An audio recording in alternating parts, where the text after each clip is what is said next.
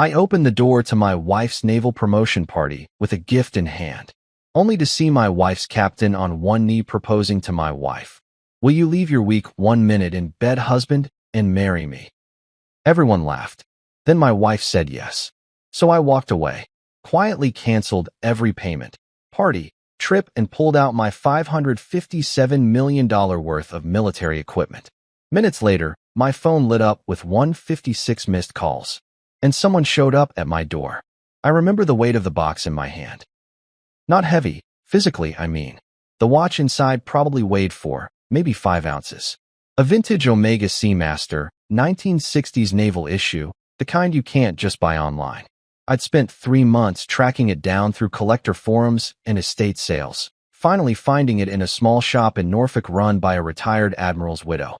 She'd cried when she sold it to me, said it reminded her too much of him. I told her it was for my wife, that she'd just made lieutenant commander, that she deserved something that honored the tradition she was now part of. The widow had smiled through her tears and given me a discount. I'd had it restored. New crystal, new leather strap in navy blue, the movement cleaned and calibrated by a master watchmaker in Philadelphia who specialized in vintage military timepieces. The whole thing had cost me $8,000, but I didn't care. Maya had worked so hard for this promotion. 7 years of deployments, countless nights of studying for advancement exams, the physical training that left her exhausted but determined. She'd earned this rank, and I wanted her to have something that would remind her of that every time she checked the time. The box was wrapped in silver paper with a deep blue ribbon. I'd done it myself that morning while she was at her final briefing before the ceremony. I'm terrible at wrapping gifts. The corners never quite line up right. The tape shows through in places, but I tried. I always tried. The venue was the Officers Club at Naval Station Norfolk, a building I'd been to dozens of times over the years. White columns, brick facade, American flag and Navy flag flanking the entrance, the faint smell of salt air from the nearby water. It was late October, that time of year when Virginia can't decide if it's still summer or finally autumn. So the air was cool, but not cold, and the trees were just beginning to turn. I could hear music and laughter from inside as I approached. Maya had invited about 80 people, her chain of command, fellow officers, some enlisted sailors from her unit, family, friends. We'd spent 2 weeks planning this party together, or rather, I'd done most of the planning while she handled the last-minute requirements of her transition to the new rank. I'd booked the venue, arranged the catering, hired a DJ, ordered the cake. A massive sheet cake with the Navy insignia and frosting. "Congratulations, LCDR Thornton," written beneath it in gold. I'd also paid for it all. Every cent. The venue rental, the food, the open bar, the decorations, the flowers, everything. $17,000, charged to my business account without hesitation because this was Maya's moment and I wanted it to be perfect. The door was heavy oak, polished to a shine. I pulled it open, adjusting my grip on the gift box, already smiling because I was excited to see her face when she opened it. I'd imagined that moment 100 times, her eyes widening, her hand going to her mouth, that little catch in her breath she always got when she was overwhelmed with emotion. I stepped inside. The foyer opened into the main ballroom, and the party was in full swing. Dress uniforms everywhere, the crisp whites and blues of naval officers, the gold braid, the ribbons and medals catching the light from the chandeliers. Civilian guests clustered near the bar, chatting and laughing. The DJ was playing something upbeat, and a few people were dancing near the far wall. The cake sat on a table of honor, surrounded by gift bags and cards. But none of that registered at first. What registered was the silence. It started as a ripple, conversations cutting off mid-sentence as people noticed me standing in the doorway. Heads turned. The DJ kept playing, but the human noise dropped away like someone had turned down a dial. And in that sudden, spreading quiet, I saw what everyone else was staring at. The center of the room had been cleared. A circle of people stood watching, their phones out, recording. And in the middle of that circle, spotlit by the chandelier above and the camera flashes all around, was my wife. Lieutenant Commander Maya Thornton, 34 years old, 5'6" with dark hair pulled back in the regulation bun, wearing her service dress blues with the new shoulder boards I'd helped her attach that morning. She looked beautiful. She always looked beautiful in uniform. It was something about the way she carried herself, the confidence, the authority. But she wasn't standing. She was looking down, and on one knee in front of her, in his own dress blues with the 4 stripes of a Navy captain on his shoulders, was Commander, no, Captain, Brandon Kerrigan. He was holding a ring box. I remember thinking, very distantly, that it was a nice box. Black velvet, the kind that snaps open with a satisfying click. The ring inside caught the light, diamonds glittering in a platinum setting, expensive and tasteful, and exactly the kind of thing Maya would have liked. Would have liked. Past tense, because she was wearing a ring already. A simple gold band I'd put on her finger 6 years ago, standing under an arch of white roses in a garden ceremony that had cost us $12,000 we didn't really have at the time, but spent anyway, because we were in love and nothing else mattered. I stood there, frozen, the gift box in my hand feeling suddenly absurd. And then Captain Brandon Kerrigan spoke. His voice was clear, projected, confident. The voice of a man used to being heard, used to being obeyed. He was 42, tall and broad-shouldered, with the kind of square-jawed good looks that belong on recruiting posters. I'd met him twice before, once at a unit function 18 months ago, and once at a family day event last spring. He'd been polite both times, professional, the kind of senior officer who seemed genuinely interested in his people. Now he was smiling up at my wife with an expression I recognized because I'd worn it myself once, years ago, when I'd asked her the same question he was asking now. "Maya," he said, loud enough for everyone to hear. "I know this might seem sudden, but I've been thinking about this for months. You're brilliant, you're dedicated, you're everything a man could want in a partner. And I can't keep pretending I don't feel this way anymore." He paused, playing to the crowd, and I saw several people glance at each other with delighted shock. Someone near the back whispered, "Oh my God, this is so romantic." Captain Kerrigan wasn't done. "I know you're married," he said, and his voice took on a tone of what? Sympathy? Pity? Something that made my stomach turn. "I know there's a situation there, but I also know you deserve better than what you've been settling for." The crowd murmured, anticipation building.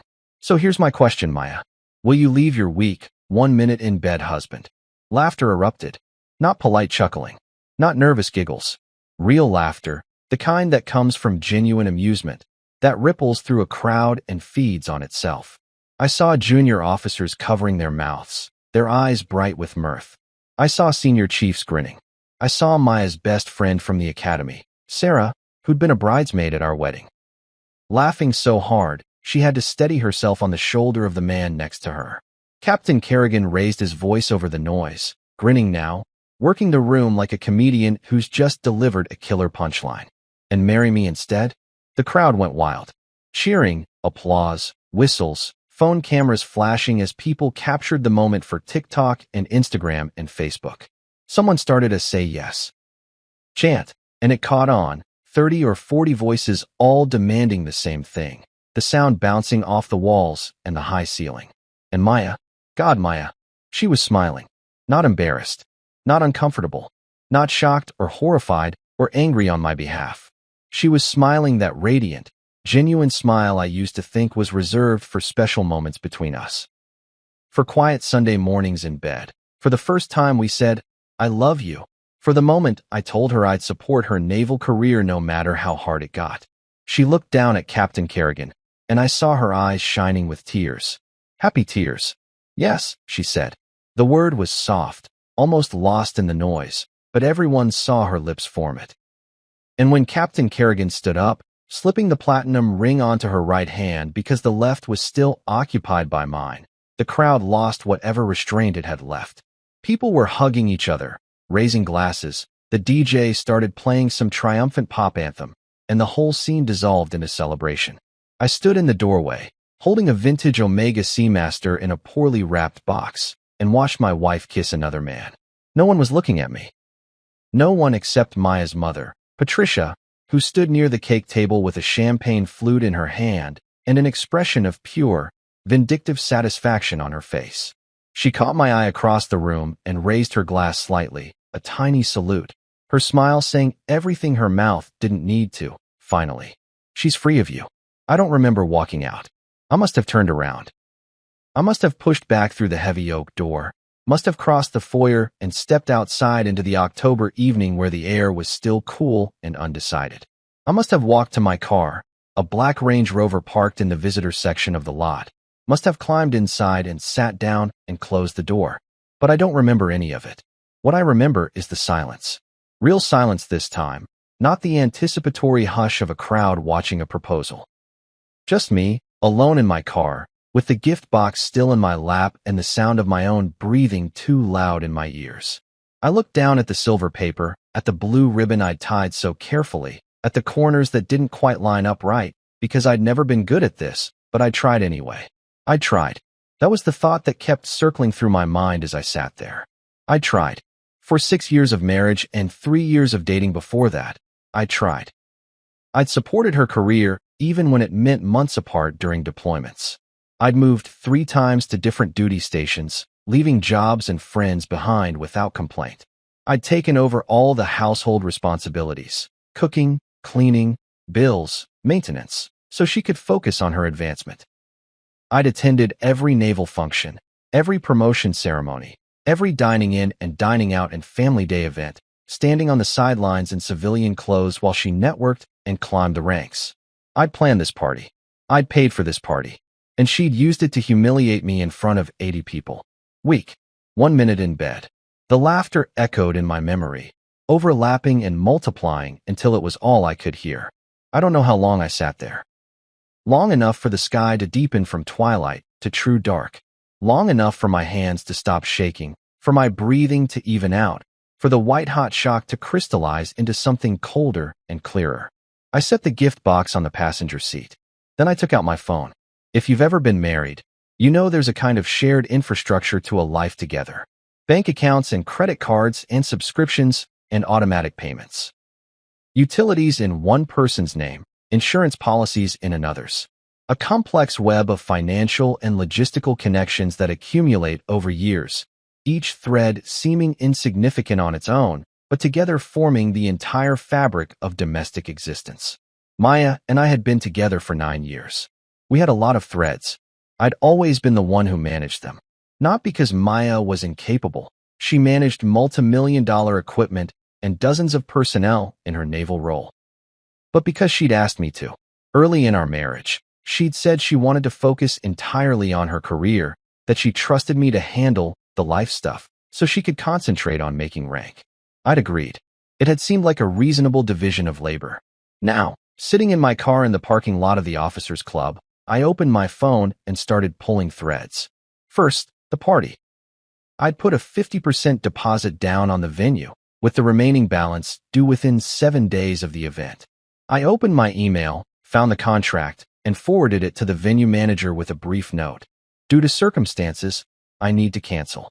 Please refund the deposit per the cancellation clause and send the final bill to Maya Thornton directly. I included her email address. The cancellation clause, which I'd read carefully when booking, stated that cancellations made less than 30 days before the event would result in forfeiture of the deposit.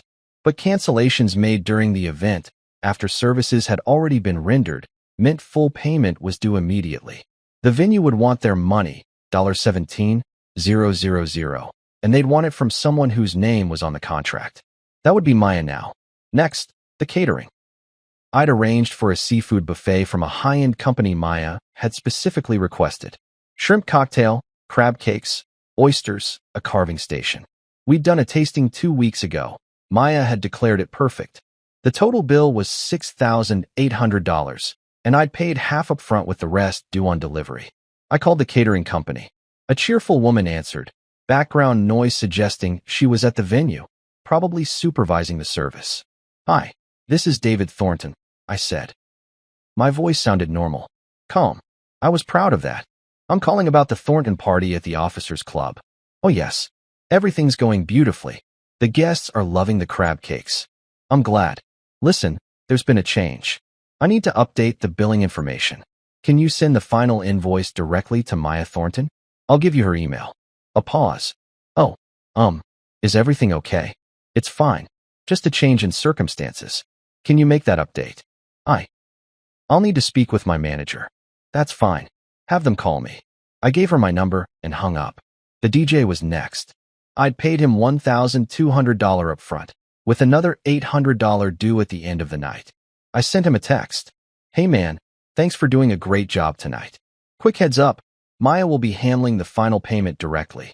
She'll settle up with you before you leave. Appreciate you. He responded immediately, no problem. Congrats to her on the promotion. I didn't reply. The cake had been ordered from a specialty bakery, $680 for the custom design. I'd paid in full when ordering. That one I couldn't take back. The cake was already there, already cut, already being served. But I made a note of it anyway. $680. The flowers were from a florist Maya had used before, arrangements of white roses and blue hydrangeas that cost $1,100. I'd paid half up front. I called them. I need to update the billing for the Thornton order, I said when someone answered. Which order is that? The Officers Club event tonight. I need the final invoice sent to Maya Thornton directly. Oh, we actually need payment tonight. Our delivery driver is still on site. Perfect. Maya Thornton will handle it. She's the guest of honor, dark hair, naval uniform, probably wearing a new engagement ring. Silence. Sir, is there a problem? No problem at all. She'll take care of it. Thanks. I hung up before they could press further. The gift bags had been my idea. Little party favors for each guest, Navy-themed items like flag pins and challenge coins, assembled and personalized. I'd ordered them from a military gift company for $940. They were sitting on the tables now, being taken home by people who'd laughed at me. I sent an email to the company. Invoice number 4782, please redirect final billing to Maya Thornton. I included her contact information. Then I moved on to bigger things. The honeymoon that never happened. When Maya and I got married, we'd planned to take a real honeymoon once she finished her initial training pipeline. Then the timeline had shifted, her orders changed, she deployed early, and the honeymoon became someday. For our 5th anniversary last year, I'd surprised her by planning it finally. 2 weeks in Greece, staying at luxury hotels in Santorini and Mykonos, all-inclusive packages with spa treatments and private excursions. I'd paid for it in full, $23,000. We were supposed to go in December, 6 weeks from now. I'd kept it as a surprise for after her promotion, planning to tell her tonight, actually, after the party.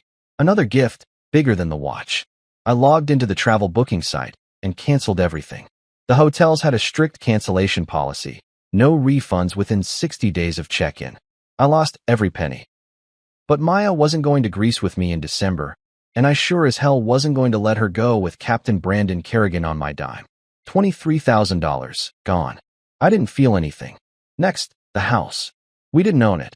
Maya's career meant too much moving for homeownership to make sense. But we'd been renting a beautiful 4-bedroom place in Virginia Beach, close to the ocean, with a yard and a 2-car garage. Maya loved it. She'd picked it out specifically, said it was the first place in her adult life that felt like a real home. The lease was in my name because I'd been the one with the stable income and credit history when we'd applied. I paid $3,400 per month, every month, automatically from my business account. I logged into the property management portal and gave notice. 30 days, as required by the lease. The notice would go into effect immediately, which meant we'd be out by mid-November. I drafted an email to Maya. I've given notice on the house. You'll need to find new accommodations by November 15th. The security deposit refund will be sent to my account per the lease agreement. I didn't send it yet, but I saved it to drafts. The utilities, electric, gas, water, internet, trash service, were all in my name. I wouldn't shut them off. That would be petty and probably illegal. But I changed the billing information so future invoices would go to Maya's email instead of mine. Let her figure out how to transfer them or set up new accounts in her own name. The car insurance covered both vehicles, my Range Rover and Maya's Honda Accord. The policy was in my name, with her listed as a driver. I called the insurance company and had her removed from the policy effective immediately.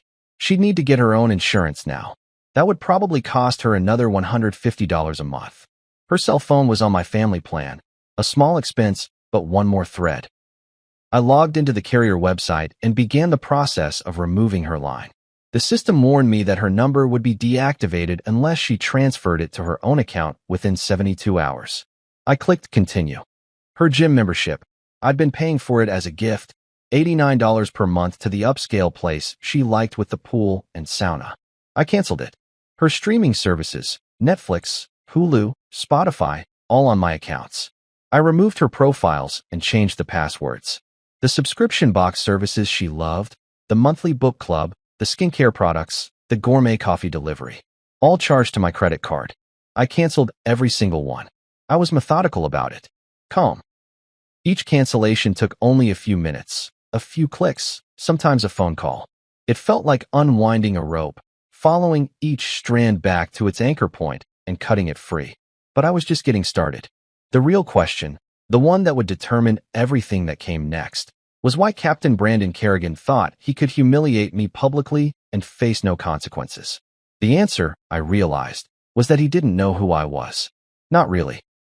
To the Navy, to Maya's colleagues and friends, I was Maya's husband, the civilian spouse, the guy who showed up to functions in khakis and a button-down while everyone else wore uniforms. The one who made polite conversation at the edge of groups, who didn't understand the acronyms or the inside jokes, who was tolerated because he came with Maya but never quite belonged. I'd been fine with that. Maya's career was demanding, and I'd understood from the beginning that in military spaces, she'd be the priority. I had my own professional life, my own identity outside of being her husband.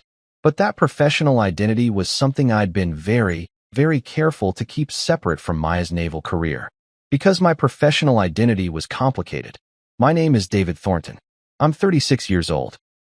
I have a master's degree in systems engineering from MIT and a background in defense contracting that I don't talk about much because most people find it boring. What I do is design, procure, and supply specialized equipment for military applications. I run a company called Thornton Defense Solutions. It's a small company by defense industry standards. Just me and a staff of 12, operating out of an office complex in Arlington.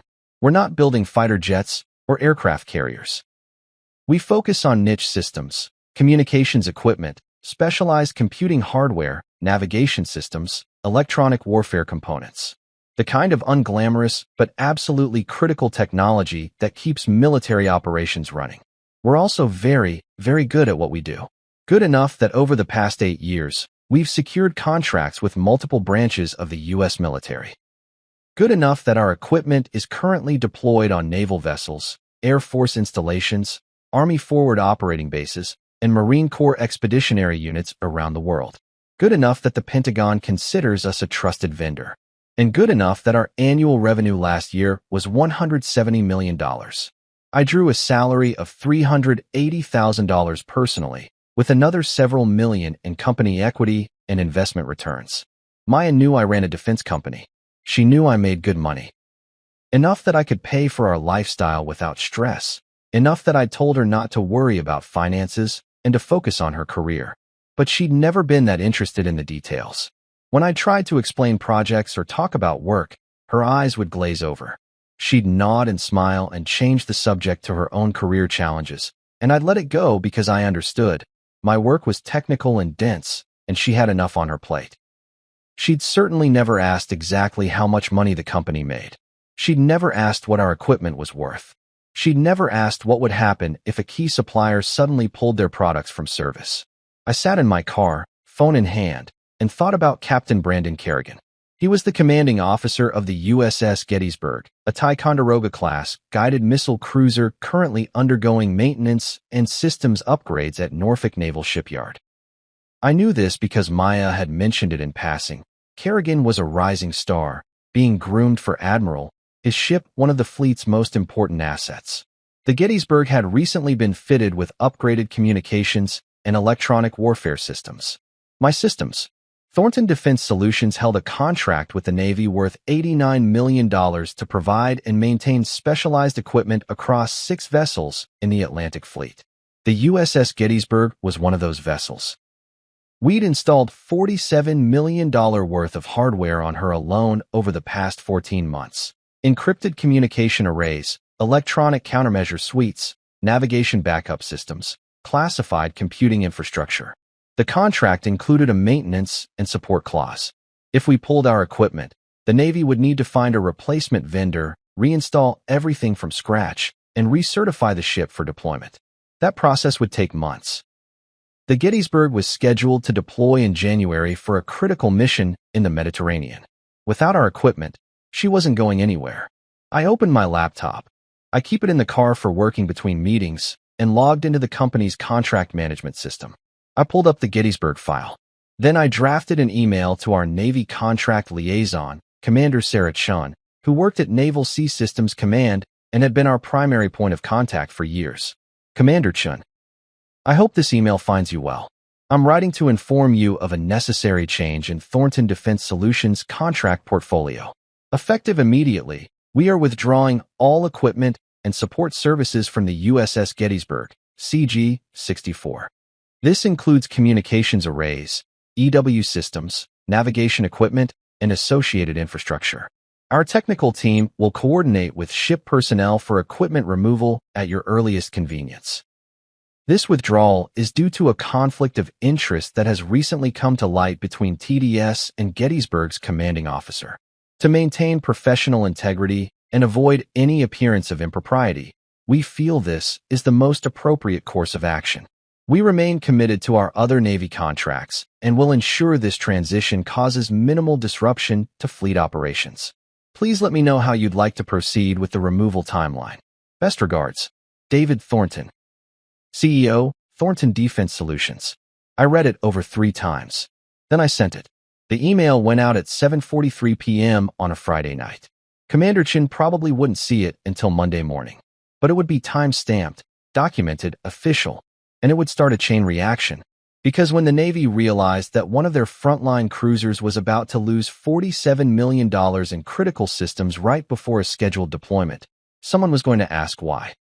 And someone was going to ask Captain Brandon Kerrigan what the hell kind of conflict of interest would cause a trusted vendor to pull out of a contract. And someone, probably multiple someones, because the Navy takes fraternization and conduct issues seriously, especially among senior officers, was going to start digging into exactly what Kerrigan had been doing with the wife of a defense contractor. But that was just the beginning. I opened another email, this one to our logistics coordinator. Frank, need you to coordinate equipment removal from Gettysburg ASAP. Let's plan for next week if possible. Pull everything we installed. Comms, EW, NAV, computing, all of it. Document everything for contract closure. Also, run an inventory check on all our other Navy installations. I want a full assessment of what we have deployed where, contract values, and removal timelines if needed. Let's discuss first thing Monday morning. David, I sent it. Then I opened a third email, this one to our Chief Financial Officer. Rebecca, I need you to prepare a full accounting of all assets and equipment currently under government contracts. Specifically, I need to know total value of deployed systems, replacement costs, and what it would mean financially if we withdrew from one or more major contracts. Also, please prepare documentation of company revenue, profit margins, and my personal compensation for the past 3 years. I may need these for legal purposes. Let's talk Monday. David, sent. I sat back, looking at the phone in my hand. The equipment on the Gettysburg alone was worth $47 million installed, but its actual replacement value, the cost for the Navy to rip it out, find another vendor, purchase new equipment, and reinstall everything, would be closer to $70 million once you factored in labor, downtime, and expedited procurement. Across all 6 vessels in our Atlantic Fleet contract, we had $89 million worth of equipment installed, with a replacement value of roughly $140 million. But that wasn't the full picture. Thornton Defense Solutions didn't just do Navy contracts. We had ongoing projects with the Air Force, communications equipment at 3 bases in Europe, total contract value $34 million. We had Army contracts, tactical computing systems for forward operating bases, $28 million. We had Marine Corps contracts, expeditionary communications packages, $19 million. In total, across all branches, we had active government contracts worth $170 million in annual revenue, with deployed equipment valued at approximately $270 million. And all of it, every single contract, every piece of equipment, every installation, had one thing in common. I controlled it, not the company, not some board of directors or shareholders. Me. I'd built Thornton Defense Solutions from nothing. I own 100% of the equity. I made every strategic decision. And crucially, every contract included language that gave the company, which meant me, the right to withdraw services if we determined there was a conflict of interest, a security concern, or any other circumstance that might compromise our professional integrity. It was standard language, the kind of thing most people skimmed over because it was never supposed to be invoked. Contracts like these were supposed to be stable, long-term, mutually beneficial. But the language was there, and I could use it. I pulled up a spreadsheet and started calculating. If I pulled the equipment from the Gettysburg, Captain Brandon Kerrigan's ship would be effectively deadlined, unable to deploy, unable to complete its mission, a $1.2 billion vessel sitting at pier while the Navy scrambled to fix the problem. Kerrigan would have to explain to his chain of command why his ship was suddenly non-operational. His career trajectory, that path toward admiral that Maya had probably found so attractive, would take a serious hit. But why stop there? If I pulled our equipment from all 6 Atlantic Fleet vessels, that would ground a significant portion of the Navy's cruiser force.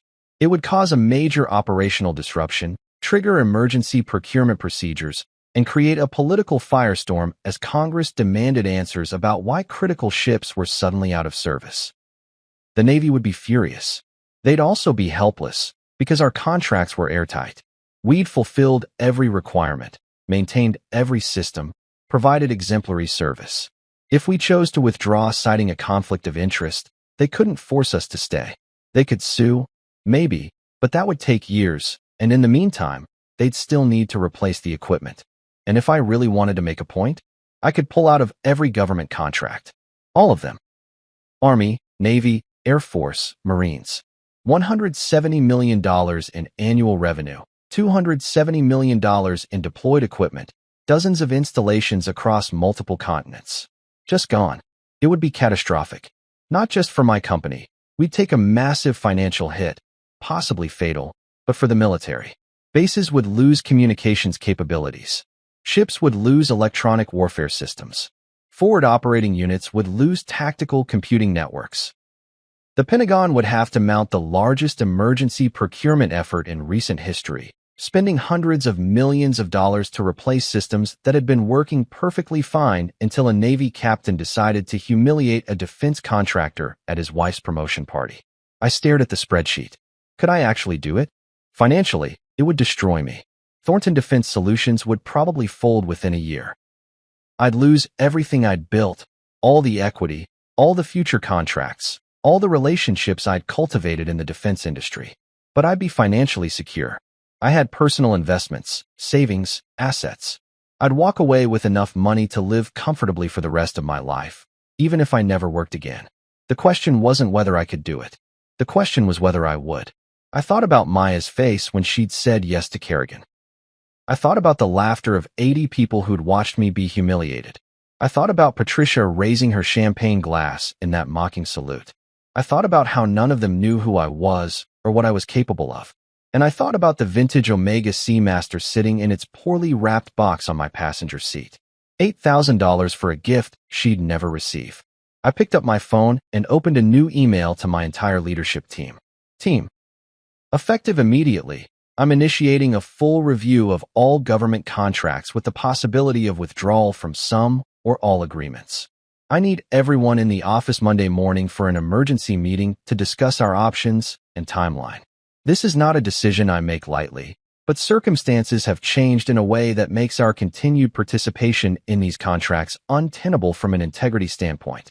More details Monday. Clear your schedules. David. I hovered my finger over the send button. This was it. This was the point of no return.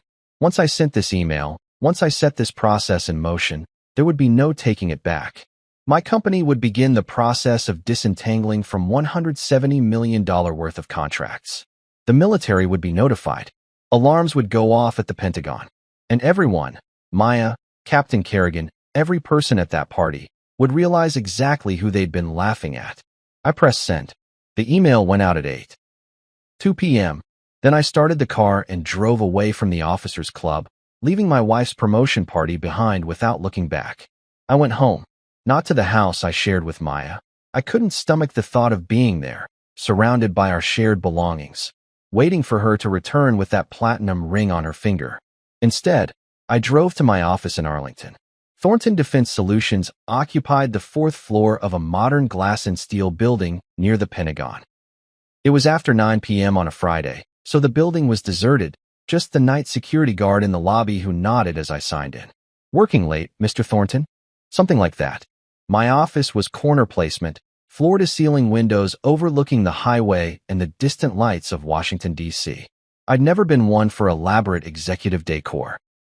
The furniture was functional, the walls mostly bare except for a few framed photos of equipment installations and a commendation from the Secretary of Defense for service excellence. There was one personal photo on my desk. Maya and me, 3 years ago, standing on the deck of the USS Monterey during a family day cruise. She was in her dress whites. I was in civilian clothes, and we were both smiling. She'd just made lieutenant, and I'd been so proud of her. I turned the photo face down. Then I sat at my desk and waited. The emails I'd sent would start landing soon. Frank, my logistics coordinator, was probably asleep. He kept early hours. Rebecca, our CFO, might still be up. She was a night owl. But my entire leadership team would check their phones eventually, would see that emergency meeting notice, and would start asking questions. The Navy wouldn't react until Monday at the earliest. Commander Chin's email account was probably set to out of office for the weekend. But when Monday came, when she saw my withdrawal notice for the Gettysburg, things would move fast. I should probably prepare for that. I opened my laptop and started drafting a formal contract withdrawal letter, the kind of official documentation that would need to accompany my email. Legal language, references to contract clauses, professional and unassailable. I was halfway through the second paragraph when my phone lit up. "Rebecca, David, just saw your email. Are you serious about pulling out of government contracts? That's our entire business model." I typed back, completely serious. "We'll discuss details Monday." "Rebecca, this is going to cost us everything. You know that, right?" "Me, I know." "Rebecca, what happened?" I didn't answer that. 3 minutes later, Frank, "Boss, I'm confused. Did something go wrong with the contract? Why are we pulling equipment?" "Me, nothing went wrong with the equipment. Personal circumstances. I'll explain Monday." Frank, "Personal circumstances that require us to withdraw from $170 million in contracts?" "Me, yes." "Then Karen, our head of business development."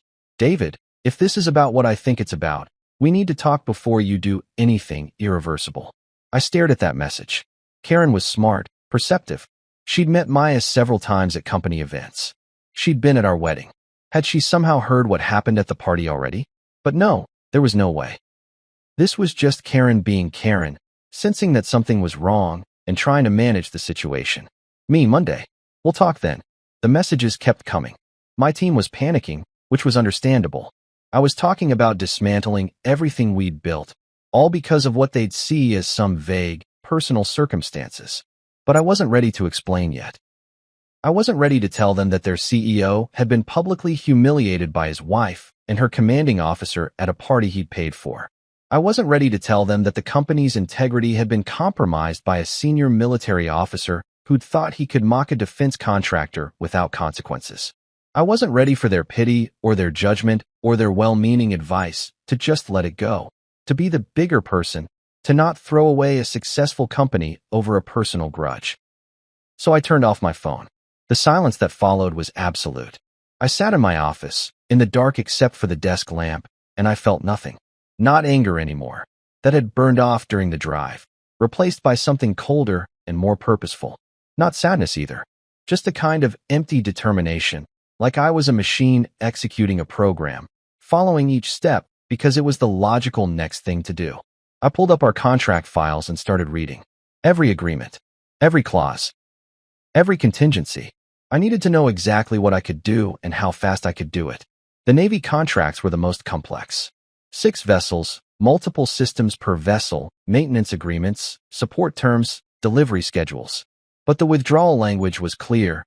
Either party could terminate with 30 days' notice if circumstances made continued performance impractical or compromised professional integrity. 30 days. The Gettysburg was supposed to deploy in January. If I pulled our equipment in 30 days, by mid-December, they'd have maybe 3 weeks to find a replacement vendor, order new equipment, install it, and test it before deployment. That was impossible. The Air Force contracts had similar language. 60 days notice for withdrawal, but with some flexibility for emergency circumstances. The Army and Marine Corps contracts were shorter term, renewable annually, with 90-day exit clauses. I could pull out of everything. It would just take time and careful sequencing. But did I want to go that far? I thought about it, really thought about it. The Gettysburg was personal. That was Kerrigan's ship, his command, his career. Taking that offline would hurt him directly, would force him to explain to his superiors why a major contractor had suddenly bailed right before deployment. It would raise questions about his judgment, his conduct, his ability to maintain professional relationships. That felt right. Proportional. Targeted. But the other contracts? Those weren't Kerrigan's. Those were other ships, other officers, other missions. Would I really sabotage them just to make a point? I didn't know yet. So I compromised with myself. I'd start with the Gettysburg. That would be the opening move, the shot across the bow. If they wanted to escalate, if Kerrigan or Maya or anyone else decided to fight back, then I could always expand the withdrawal to other contracts. But the Gettysburg would go dark. I finalized the withdrawal letter, saved it, and queued it to send Monday morning alongside my email to Commander Chun. Then I pulled up the house lease and confirmed that my 30-day notice was submitted. Maya would get an email from the property management company by Monday, letting her know she had until mid-November to vacate. I thought about her opening that email, reading it, realizing she was about to be homeless unless she found a new place fast. In the military, that usually meant scrambling for base housing or subletting an apartment, both of which required time and paperwork and security deposits she might not have readily available. Good. I checked the utility accounts, all successfully transferred to her email for billing. By next month, if she didn't take over the accounts, they'd be shut off. I checked her phone line. Removal in progress. Deactivation in 72 hours unless she moved it to her own plan. Everything was in motion. Everything was going to fall apart for her, piece by piece, thread by thread, until she was standing in the wreckage of the life I'd built for us and realizing exactly what she'd given up. But there was one more thing. The honeymoon had been a surprise, canceled before she even knew about it. The party vendors would chase her for payment, which would be annoying but not devastating. She made Lieutenant Commander pay about $7,000 a month, enough to cover unexpected bills if she budgeted carefully. The house, the utilities, the phone, those were practical disruptions that would create stress and inconvenience. The Gettysburg contract would hurt Kerrigan professionally, but I wanted something that would hurt Maya emotionally. I wanted her to understand, viscerally, what she'd done. I thought about it for a long time. Then I opened a new document and started writing a letter. Maya, by the time you read this, you'll have already noticed several changes. The party vendors will be contacting you for payment. The landlord will have informed you that we're vacating the house. Your phone service will be discontinued unless you set up your own account. The utilities will need to be transferred to your name. I want to explain why, though I suspect you already know. I came to your promotion party tonight with a gift in my hand.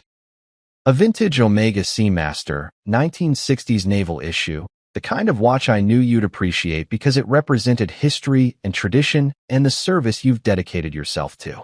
I spent 3 months finding it, had it restored by a master watchmaker, and I was genuinely excited to give it to you because I was proud of you. I've always been proud of you. I walked into that party, your party, the one I planned and paid for because I wanted you to have a perfect evening surrounded by people who respected you, and I saw you accept a proposal from another man. I heard him call me weak. I heard him mock our intimate life in front of 80 people. I heard everyone laugh. And I saw you smile. You smiled, Maya. Not a nervous smile, not an uncomfortable smile. A genuinely happy smile, like this was the moment you'd been waiting for. Then you said yes. So here's what happens now. I'm removing myself from every aspect of your life that I've been supporting.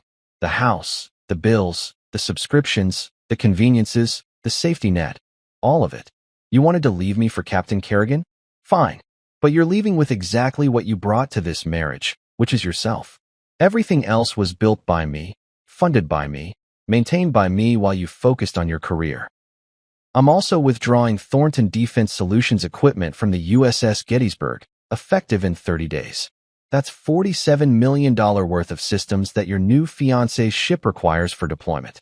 Without it, The Gettysburg doesn't deploy in January.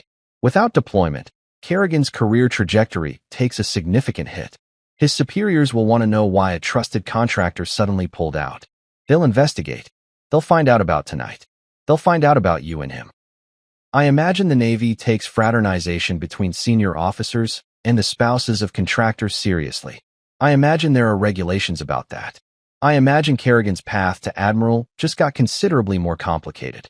But that's between him and his chain of command. As for you and me, I'm filing for divorce. You'll be served with papers within the week. I'm not going to fight over assets because, frankly, there aren't many assets in your name. The house was rented in my name. The cars are titled separately. Our bank accounts will be divided per Virginia law, which is pretty straightforward for short marriages without children. You'll keep whatever personal property is yours. I'll keep mine. We'll both walk away. But I want you to understand something, Maya. I loved you. I supported you.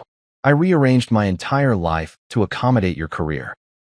I was happy to do it because I believed in you, in us, in the future we were building together. And you repaid that by humiliating me in front of everyone we know. Not privately, not with a difficult conversation or even a betrayal I'd discover later. You did it publicly, performatively, as entertainment for your promotion party. So yes, I'm taking back everything I gave you. Not out of spite, though there's some of that, I won't lie. But because you made it clear tonight that you don't value what we had. You don't value me. You wanted Captain Kerrigan and his career and his rank and whatever future you think he represents. I hope it's worth it. I hope it's worth the party bills you're about to get. I hope it's worth scrambling to find a new place to live in 2 weeks. I hope it's worth explaining to your chain of command why your fiancé's ship is suddenly deadlined. I hope it's worth standing in front of your family and friends and admitting that you threw away a 9-year relationship for a man who thought our marriage was a joke. The Omega Seamaster, by the way, I'm donating it to the Naval Academy Museum. It belongs to people who actually respect naval tradition, not people who use it as set dressing for humiliating others. Goodbye, Maya. David. I read the letter 3 times. It was angry. It was hurt. It was more honest than I'd been with anyone, including myself, about what I was feeling. But it was also true. I saved it, printed it, and sealed it in an envelope with her name on the front. Then I turned my phone back on. 156 missed calls. The number glowed on my screen like an accusation, like a warning, like a harbinger of everything that was about to happen. I scrolled through the call log. 32 calls from Maya. 11 from Patricia, Maya's mother. 7 from Sarah, Maya's best friend. 19 from various numbers I recognized as other naval officers, people from the party. 4 from the venue. 3 from the catering company. 2 from the florist. And then a mix of other numbers, some I recognized, some I didn't. There were text messages too. Hundreds of them. The notification counter maxed out at 99 plus. Maya, where are you? Maya, David, please answer. Maya, why aren't you picking up? Maya, the caterer is saying you told them I'd pay? Maya, David, what's going on? Maya, everyone is asking where you went. Maya, please call me back. Sarah, David, where did you go? Maya is freaking out. Sarah, call her please. Sarah, whatever you're upset about, we can talk. Patricia, this is very immature, David. Patricia, answer your phone. Then more from Maya. The venue manager just told me I owe $17,000. Maya, David, did you cancel the payment? Maya, what is happening? Maya, the DJ is asking for his money. Maya, the florist too. Maya, David, answer your phone. And then, timestamp 9:47 p.m. Maya, I'm coming home. We need to talk right now. But she wouldn't find me at home. I was at my office, sitting in the dark, reading her increasingly frantic messages with a kind of detached curiosity. Did she really not understand why I'd left? Did she really think this was just about the money? Or was she just panicking because the practical consequences were hitting her faster than she'd expected? The most recent message was from 10 minutes ago. Maya, I'm at the house. Where are you? This isn't funny, David. I thought about replying. I thought about telling her exactly where I was, what I'd done, what was coming. But there was something powerful about the silence. About letting her sit with the uncertainty, the growing realization that something had fundamentally changed and she couldn't control it. So I didn't reply. Instead, I forwarded the letter I'd written to my personal email, printed a second copy, and put both envelopes in my briefcase. One would be hand-delivered to Maya. One would be filed with the divorce paperwork. Then I stood up, turned off the desk lamp, and walked out of my office. The security guard looked up as I signed out. "Have a good night, Mr. Thornton." "You too." I drove to a hotel. A nice one, the Ritz-Carlton in Pentagon City, where I'd stayed before during business trips when I needed somewhere quiet to prepare for presentations. I checked in under my name, went up to my room, and locked the door. The room was beautiful. King bed, marble bathroom, city view from the windows. The kind of place Maya and I might have stayed for an anniversary if we'd still been celebrating those. I sat on the edge of the bed and finally let myself feel it. The anger, the hurt, the betrayal. The image of her smiling at Kerrigan, of 80 people laughing at me, of Patricia's mocking toast. The casual cruelty of it, the performance of it. They'd made it entertainment. My humiliation had been their punchline. I put my head in my hands, and I let the wave crash over me. Let it hurt the way it needed to hurt. Let it burn through my chest and my throat and behind my eyes. And then, after a while, it receded. And I was just tired. I lay back on the bed, still fully clothed, staring at the ceiling. My phone was still lighting up with calls and messages, a constant vibration against my leg. But I didn't answer. I just closed my eyes and let the silence settle over me like snow. I slept. Not well. I kept waking up every hour or so, disoriented, reaching for Maya out of habit before remembering. Each time, the memory would hit fresh. The party, the proposal, the laughter. And each time, I'd lie there in the dark hotel room, staring at the ceiling, waiting for my heart rate to slow down again. By 6 a.m. Saturday, I gave up on sleep entirely. I showered, put on the same clothes from the night before. I hadn't thought to pack anything when I'd left for my office, and went downstairs to the hotel restaurant. The breakfast buffet was just being set up, and I was the only guest there, which suited me fine. I sat by the window with coffee and scrambled eggs I didn't really want and watched the sun come up over Arlington. My phone had finally stopped buzzing sometime around 3 a.m. I turned it back on now, bracing for another flood of messages. I was right. 247 unread texts, 89 missed calls, and a dozen voicemails. I scrolled through the texts first. More of the same from Maya, increasingly frantic demands to know where I was, what I was doing, why I'd left, what was happening with the payments.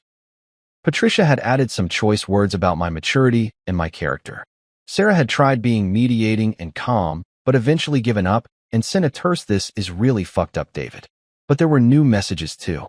One from my attorney, James Morrison, whom I'd worked with on business contracts.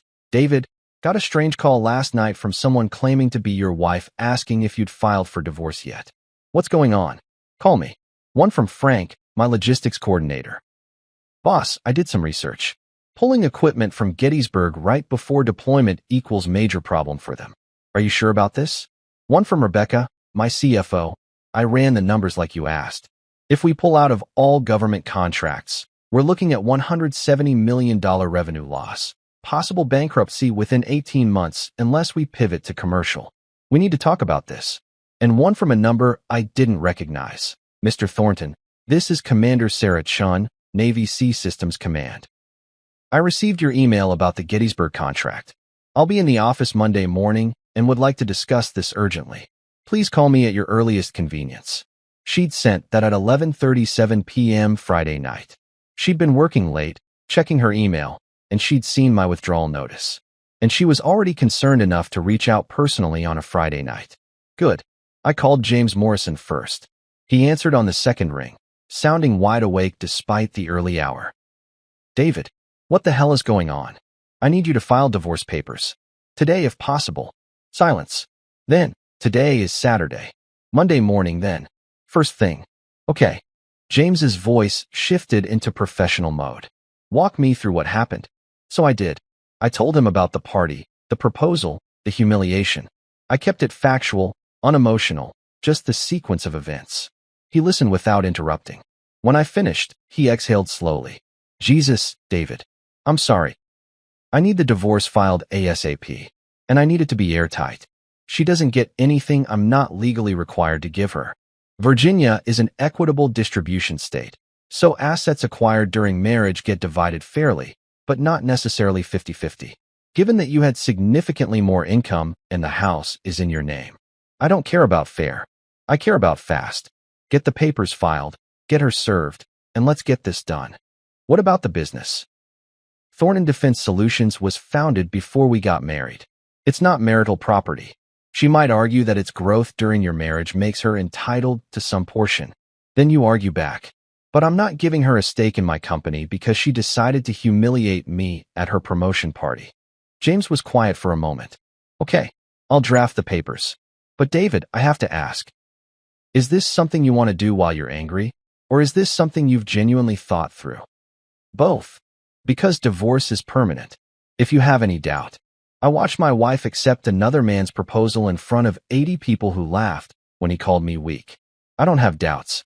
I have clarity. Understood. I'll have papers ready to file Monday morning. Thank you. I hung up and immediately called Commander Sarah Chun. She answered on the first ring. Mr. Thornton, thank you for calling back. Commander Chun, you got my email. I did. Her voice was carefully neutral. I have to say it was unexpected. Your company has been an exemplary contractor for us. We've had no complaints about your equipment or your service. The equipment isn't the problem. Then what is? I paused, choosing my words carefully. I've become aware of conduct by one of your officers that creates a conflict of interest between my company and the Navy. To maintain professional integrity, I believe the right thing to do is withdraw from any contracts where that conflict exists. What kind of conduct? I'd rather not get into specifics over the phone, but it involves Captain Brandon Kerrigan of the USS Gettysburg and personal behavior that I find incompatible with a professional contractor relationship. Silence. I could practically hear her thinking, connecting dots, trying to figure out what I was saying without saying it directly. Mr. Thornton, I don't need to tell you how serious this is. The Gettysburg deploys in January. Without your systems, that deployment gets scrapped. The entire mission timeline gets disrupted. We're talking about a strategic asset being sidelined because of what, exactly? A personal disagreement. It's more than a disagreement, Commander. Then help me understand.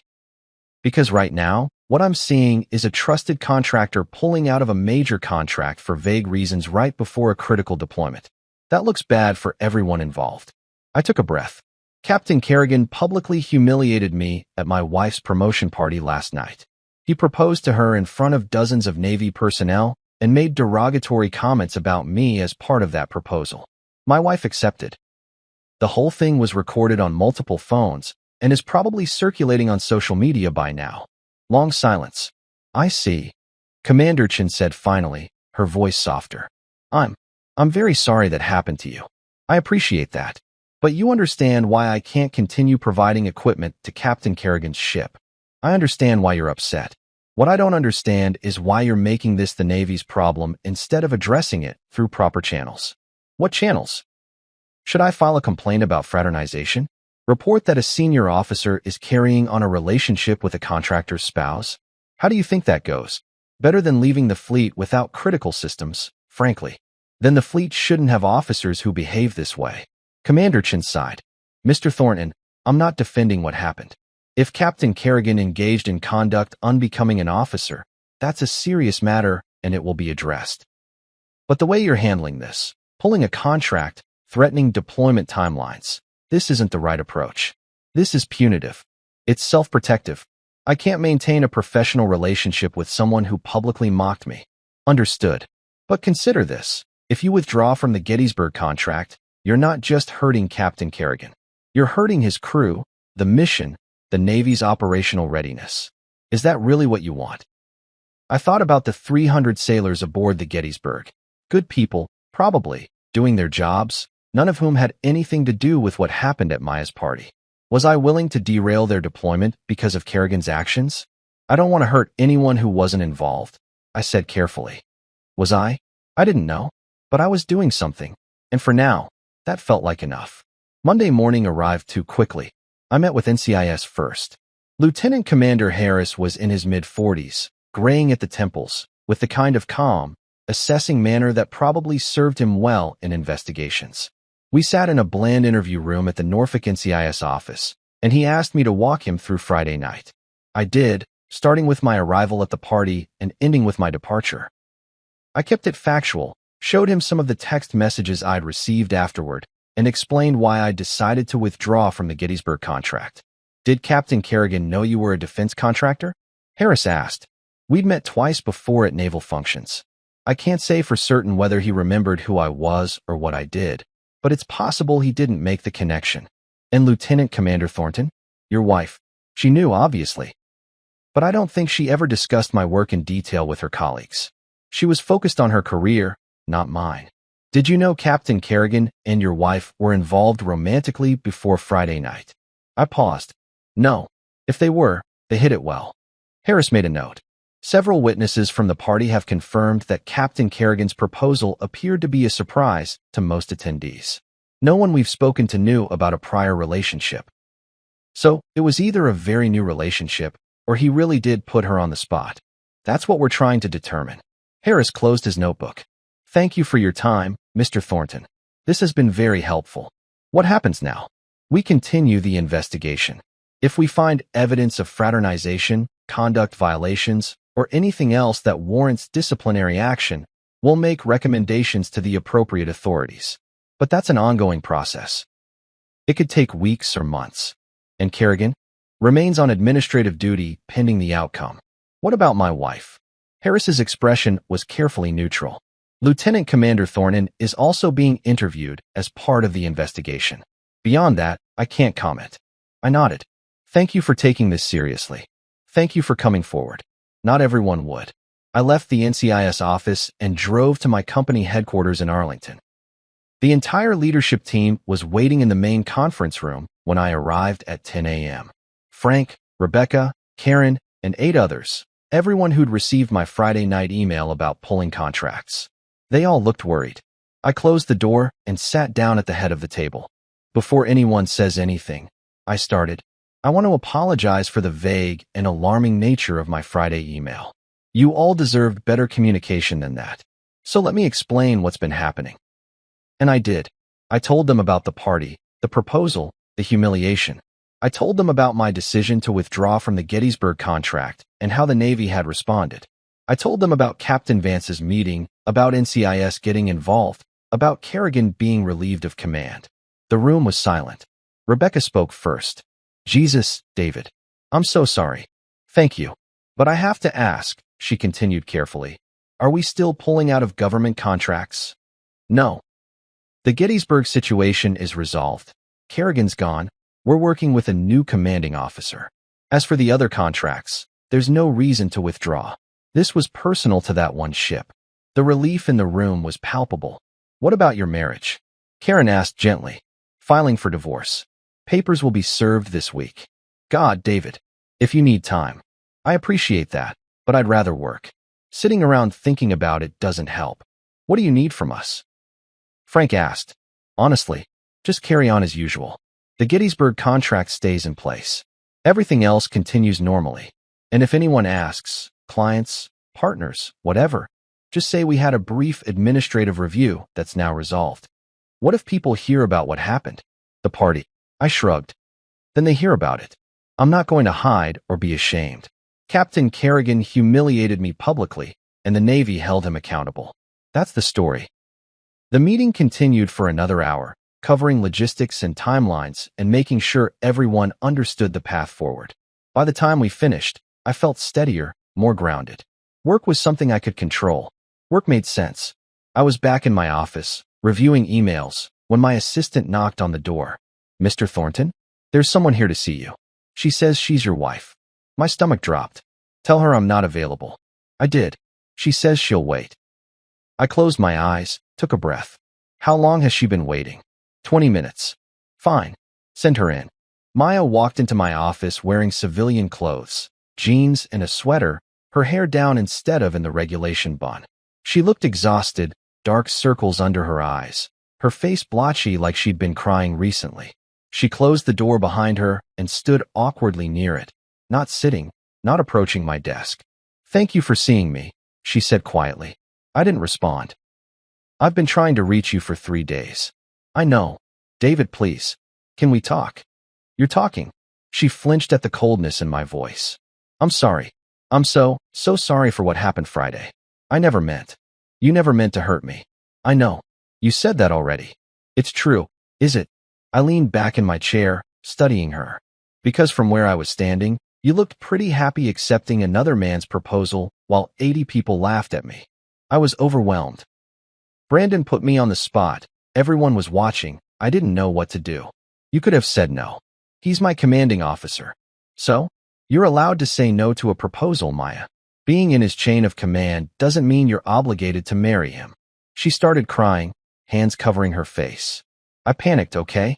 I made a mistake. I've been trying to fix it, but you won't talk to me. You won't answer your phone. Fix it how? I told Brandon it's over. I gave him back his ring. I told him I'm staying with you. I felt something twist in my chest. Not hope. I was past that. Just a kind of bitter irony. You told him you're staying with me? Yes. Did you consult me about that decision? She looked up, confused. What? You decided you're staying with me. Did it occur to you that I might have a say in that? David, we're married. For now, the divorce papers will be served by end of week. Her face crumpled. You're really doing this? Yes. But I'm trying to fix it. I'm trying to make this right. There's nothing to fix, Maya. You made your choice Friday night. You chose to humiliate me in front of everyone we know. You chose to say yes to another man. The fact that you're regretting it now doesn't change what you did. I love you. No. My voice was flat, emotionless. You love the life I gave you. The house I paid for, the bills I covered, the support I provided while you focused on your career. You love not having to worry about logistics or money or anything except advancement. That's what you love. Not me. That's not true, isn't it? When's the last time you asked about my work? When's the last time you showed any interest in my life outside of what I could do for you? When's the last time we had a conversation that wasn't about your career, your deployment schedule, your promotion timeline? She was silent, tears streaming down her face. I loved you, I continued, and my voice cracked slightly on the past tense. I supported you. I built a life around your needs. And you repaid that by making me a punchline. David, please. Get out. No. We can fix this. We can go to counseling. We can. Maya. I stood up, leaning on my desk, looking at her directly. I don't want to fix this. I want you to leave. I want you to go build the life you chose Friday night. You wanted Brandon Kerrigan? Then go be with him. You wanted to leave your weak, 1 minute in bed husband? Fine. Consider yourself left. Brandon's career is over because of you. And there it was. Not, I'm sorry I hurt you. Not, I understand why you're angry. Just, Brandon's career is over because of you. She was blaming me. His career is over because of him, I said coldly. He's the one who proposed to a married woman at a naval function in front of witnesses. He's the one who made derogatory comments about a defense contractor. He's the one who created a conflict of interest that threatened the Navy's operational readiness. I didn't do any of that. He did. You pulled your equipment. You destroyed his deployment. I protected my professional integrity. The fact that it had consequences for him is his problem, not mine. You're vindictive and petty and you're trespassing. This is my office, my building, my company. You're not welcome here. Get out, or I call security. She stared at me, shocked, as if she couldn't believe I was serious. I picked up my desk phone. Last chance. Maya turned and walked out, slamming the door behind her. I sat down slowly, my hands shaking. That was it then. The last conversation with my wife. The final confrontation. And it had ended exactly how I'd known it would, with her blaming me for the consequences of her choices. I put my head in my hands and tried to breathe. The divorce papers were served on Tuesday. James had moved fast, filing Monday afternoon and arranging for service Tuesday morning at Maya's new temporary housing on base. She'd apparently moved into bachelor officer quarters after I gave notice on the house. I learned this from James, not from her. She had 30 days to respond. Virginia law was straightforward for no-fault divorces. 6 months separation requirement if no children were involved, but the clock started from when we stopped living together, which was Friday night. So technically, we'd need to wait 6 months before the divorce could be finalized. But the paperwork was in motion. The legal process had begun. And I felt nothing. Numb. Empty. Just going through the motions because that's what you did. You filed papers, you met with lawyers, you divided assets and closed accounts and untangled 9 years of shared life. The Navy investigation continued. NCIS interviewed dozens of people from the party. The video from that night circulated among naval personnel, which meant everyone in Maya's professional circle knew what had happened. Some people reached out to me with apologies or condolences. Others stayed silent, probably trying to avoid getting involved. Captain Kerrigan's career was, as predicted, effectively over. He wouldn't be relieved of duty entirely. The Navy didn't have enough evidence yet for formal charges, but he'd been relegated to a desk job, reviewing procurement policies, the kind of dead-end assignment they give officers they're easing toward retirement. He wouldn't make admiral. He wouldn't get another ship. He'd finish his 20 years, take his pension, and disappear into civilian life. Maya's career was still uncertain. The NCIS investigation hadn't concluded yet, but there were rumors, Frank heard them through our Navy contacts, that she might face disciplinary action for fraternization. Even if she and Kerrigan hadn't been romantically involved before Friday night, the optics were terrible. A junior officer accepting a proposal from her commanding officer, at a function attended by subordinates and superiors alike, that looked bad no matter how you framed it. She might lose her security clearance. She might be passed over for future promotions. She might be quietly encouraged to resign her commission. I should have felt vindicated. Instead, I just felt sad.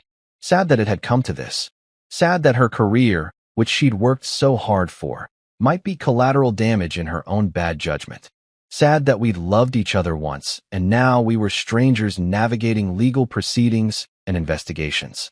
Wednesday afternoon, I got a call from Patricia, Maya's mother. The woman who'd raised her champagne glass in mocking salute while I stood in the doorway with a gift in my hand.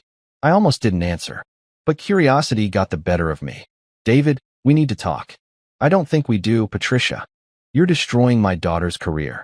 Your daughter destroyed her own career when she accepted a proposal from her commanding officer in front of 80 witnesses. She made a mistake. One mistake, and you're punishing her forever. I'm not punishing anyone. I'm protecting myself and my business. The Navy is conducting its own investigation based on their own regulations. Whatever happens to Maya is between her and her chain of command. You could tell them it was a misunderstanding. You could explain that she didn't mean anything by it. But she did mean something by it. She said yes, Patricia. She accepted his ring. She smiled while everyone laughed at me. That wasn't a misunderstanding. That was a choice. She's trying to fix things. She's devastated. Then she should have thought about that before humiliating me publicly. You're being cruel. I'm being honest. Maya made her choice. She chose Brandon Kerrigan and whatever future she thought he represented. The fact that it didn't work out the way she expected isn't my problem. Patricia's voice turned icy. You were never good enough for her anyway. Interesting. So why didn't you say something before we got married? I did. I told her she was settling, that she could do better than some nerdy defense contractor who'd never understand her career. And yet she married me anyway. And she stayed married to me for 6 years while I supported her, paid for her life, and helped her advance. So maybe the problem isn't that I wasn't good enough for her. Maybe the problem is that she didn't appreciate what she had. Patricia hung up. I set my phone down and returned to the contract review I'd been working on. The anger had finally burned itself out entirely. Now there was just acceptance. This was my life now. Work, divorce proceedings, rebuilding from scratch. And honestly, it wasn't the worst thing. I'd spent 9 years organizing my life around Maya's needs, her schedule, her career. Now I could focus on myself, on the company, on projects and investments and relationships I'd neglected while being the supportive husband. Thursday brought unexpected news. Commander Lisa Martinez, the new commanding officer of the USS Gettysburg, called me personally. Mr. Thornton, I wanted to thank you for maintaining your contract with us despite the circumstances. I know that can't have been an easy decision. Thank you, Commander. I appreciate that. I also want to assure you that we're going to be the best clients you've ever worked with. Your equipment is critical to our mission, and I won't let personal drama interfere with that relationship. I appreciate the professionalism. One more thing. I reviewed the maintenance logs for your systems. Your team has been exemplary. I know there was talk about you pulling out of other Navy contracts, but I'd like to make a case for expanding our relationship instead. We have 3 more cruisers coming into Norfolk for upgrades next year. Would Thornton Defense Solutions be interested in bidding on those contracts? I blinked, surprised. Absolutely. Send me the specifications and timeline. Will do. And Mr. Thornton? For what it's worth, what happened to you was inexcusable. But the way you've handled it, professionally, decisively, without burning bridges unnecessarily, that's the mark of a good businessman and a good person. The Navy is lucky to work with you. We hung up, and I sat there for a moment, absorbing that. New contracts, expanding relationships. The thing I'd feared, that pulling out of the Gettysburg would destroy my reputation with the Navy, hadn't happened. If anything, the opposite was true. By standing firm on professional integrity, by insisting on consequences for inappropriate behavior, I'd earned respect. Maybe there was something to that.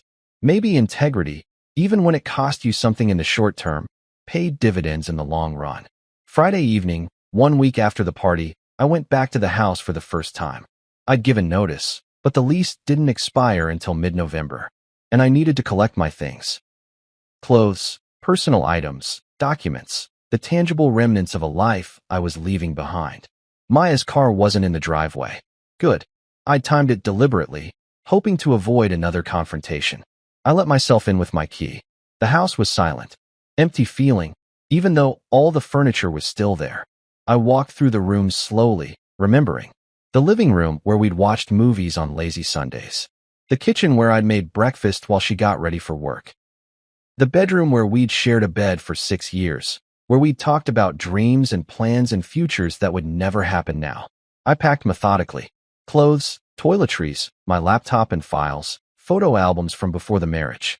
I left everything that was jointly purchased or that Maya would need. Furniture, kitchen items, decorations. I left the gifts I'd given her over the years. Jewelry, books, framed photos of us together. Let her decide what to do with those. In the closet, I found the gift I'd brought to the party.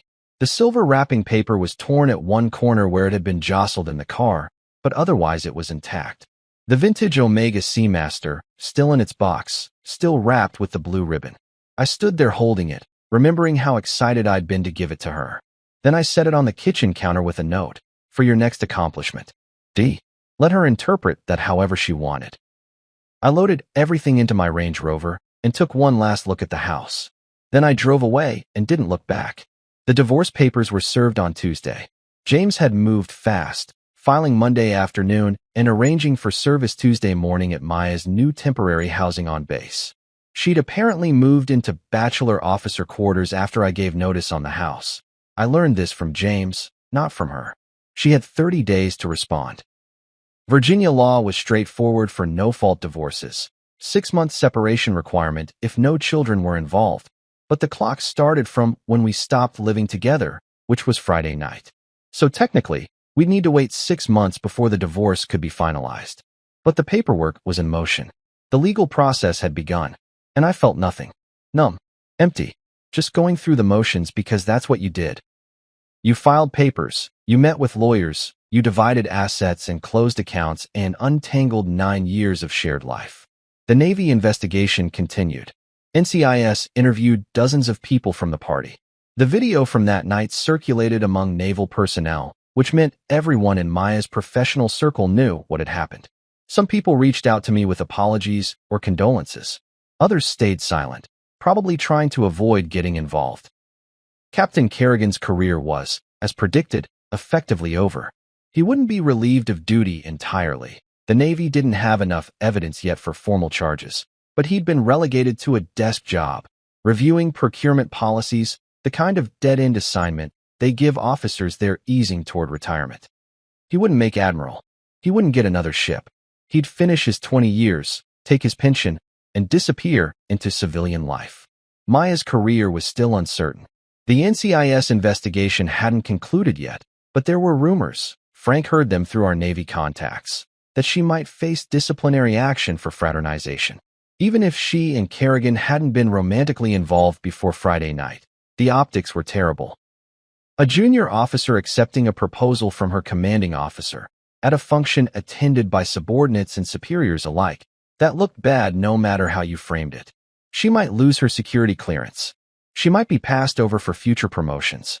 She might be quietly encouraged to resign her commission. I should have felt vindicated. Instead, I just felt sad. Sad that it had come to this. Sad that her career, which she'd worked so hard for, might be collateral damage in her own bad judgment. Sad that we'd loved each other once, and now we were strangers navigating legal proceedings and investigations. Wednesday afternoon, I got a call from Patricia, Maya's mother, the woman who'd raised her champagne glass in mocking salute while I stood in the doorway with a gift in my hand. I almost didn't answer, but curiosity got the better of me. David, we need to talk. I don't think we do, Patricia. You're destroying my daughter's career. Your daughter destroyed her own career when she accepted a proposal from her commanding officer in front of 80 witnesses. She made a mistake. One mistake, and you're punishing her forever. I'm not punishing anyone. I'm protecting myself and my business. The Navy is conducting its own investigation based on their own regulations. Whatever happens to Maya is between her and her chain of command. You could tell them it was a misunderstanding. You could explain that she didn't mean anything by it. But she did mean something by it. She said yes, Patricia. She accepted his ring. She smiled while everyone laughed at me. That wasn't a misunderstanding. That was a choice. She's trying to fix things. She's devastated. Then she should have thought about that before humiliating me publicly. You're being cruel. I'm being honest. Maya made her choice. She chose Brandon Kerrigan and whatever future she thought he represented. The fact that it didn't work out the way she expected isn't my problem. Patricia's voice turned icy. You were never good enough for her anyway. Interesting. So why didn't you say something before we got married? I did. I told her she was settling, that she could do better than some nerdy defense contractor who'd never understand her career. And yet she married me anyway. And she stayed married to me for 6 years while I supported her, paid for her life, and helped her advance. So maybe the problem isn't that I wasn't good enough for her. Maybe the problem is that she didn't appreciate what she had. Patricia hung up. I set my phone down and returned to the contract review I'd been working on. The anger had finally burned itself out entirely. Now there was just acceptance. This was my life now. Work, divorce proceedings, rebuilding from scratch. And honestly, it wasn't the worst thing. I'd spent 9 years organizing my life around Maya's needs, her schedule, her career. Now I could focus on myself, on the company, on projects and investments and relationships I'd neglected while being the supportive husband. Thursday brought unexpected news. Commander Lisa Martinez, the new commanding officer of the USS Gettysburg, called me personally. Mr. Thornton, I wanted to thank you for maintaining your contract with us despite the circumstances. I know that can't have been an easy decision. Thank you, Commander. I appreciate that. I also want to assure you that we're going to be the best clients you've ever worked with. Your equipment is critical to our mission, and I won't let personal drama interfere with that relationship. I appreciate the professionalism. One more thing. I reviewed the maintenance logs for your systems. Your team has been exemplary. I know there was talk about you pulling out of other Navy contracts, but I'd like to make a case for expanding our relationship instead. We have 3 more cruisers coming into Norfolk for upgrades next year. Would Thornton Defense Solutions be interested in bidding on those contracts? I blinked, surprised. Absolutely. Send me the specifications and timeline. Will do. And Mr. Thornton? For what it's worth, what happened to you was inexcusable, but the way you've handled it. Professionally, decisively, without burning bridges unnecessarily. That's the mark of a good businessman and a good person. The Navy is lucky to work with you. We hung up, and I sat there for a moment, absorbing that. New contracts, expanding relationships. The thing I'd feared, that pulling out of the Gettysburg would destroy my reputation with the Navy, hadn't happened. If anything, the opposite was true. By standing firm on professional integrity, by insisting on consequences for inappropriate behavior, I'd earned respect. Maybe there was something to that.